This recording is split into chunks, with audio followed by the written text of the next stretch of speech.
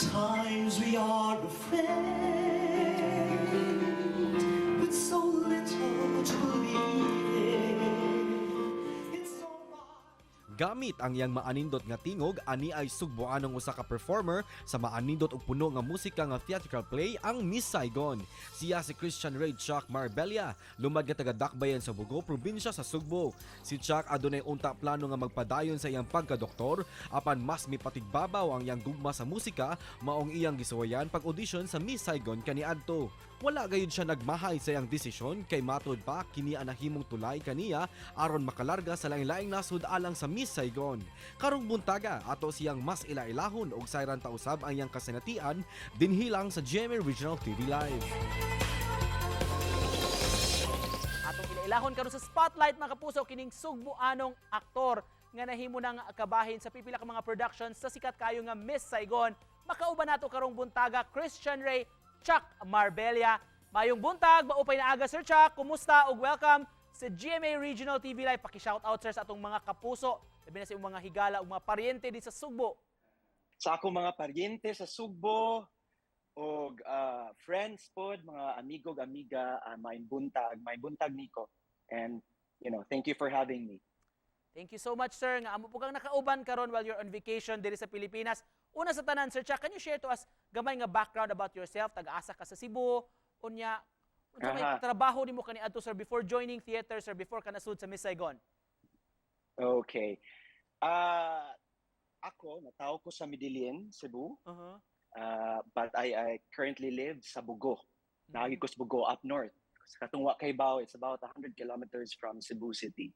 And then nag-schooling ko from Cebu City National Science High School in Labangon, and then college, Veles College, Cebu. So how was it like Sir Chuck working with them katong mga Pinoy nga nakatrabaho na sa mga previous nga mga productions sa Miss Saigon, labi na si Miss Leia?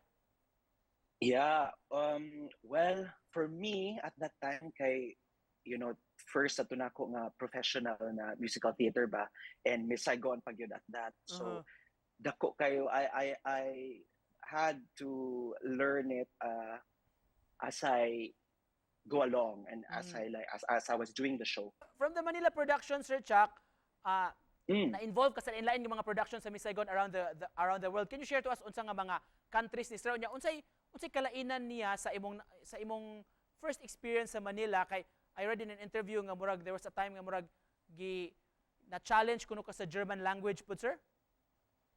Yes. Ang kanang German mula na siya pinaka-recent during the pandemic. Okay. So start ko og Miss Saigon sa Manila for 6 months, and then walang ko kibaw na an Australian producer wanted to do an Asian tour of the show in its original version. Kay special man gutong version ang sa Manila bitaw kay ang original gyud nga set, for example sa Miss Saigon, it is fitted to siya for the theaters in the West End and in New York. And the theaters in the West End, in London and on Broadway, gamay bitaw. And the CCP is so huge. So it would look funny kung imong set is gamay kayo in a really big stage.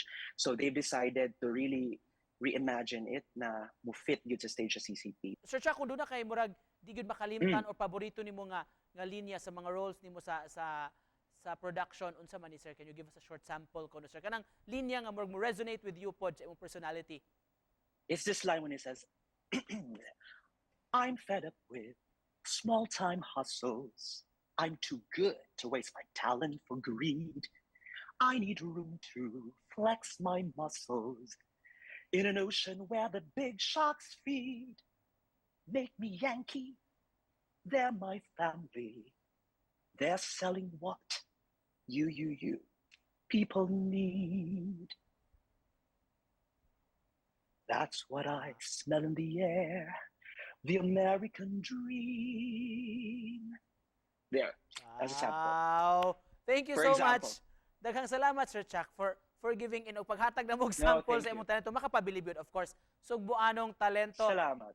Just to close this, Sir Chuck, this beautiful conversation this morning, unsa message nimo sir sa atong mga kapuso ang nagtan-aw, siguro na yung mga batan-on sa diha nga nangandoy sab like you sir, unsa imong gusto ipaambit nilang mensahe? ako lang good kung na opportunity, just grab it. You've got nothing to lose. And while you're in it, take advantage of it, the experience, and most of all, in everything that you do, dili man get siguro musical theater, or just in everything that you do in general, in life. Enjoy it.